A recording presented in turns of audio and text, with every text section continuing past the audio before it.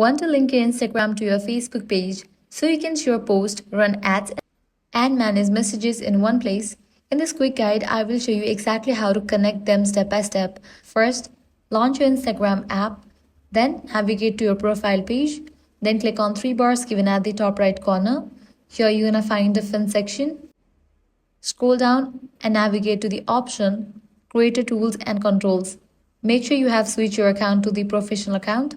Once you check that, you can navigate back to your profile page. Then click on the option Edit Profile. Over here, you're going to find this section Public Business Information. Under that, you're going to find the option Page. Click on it. Make sure you are signed in with the Facebook page that you're going to connect to your Instagram account. Now click on the option Login to Facebook. Click on Continue.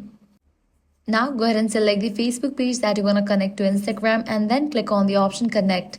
Just for that, your Facebook page will be connected to your Instagram account. And that's it. If this guide helped you out, do not forget to like, share and subscribe. Thanks for watching.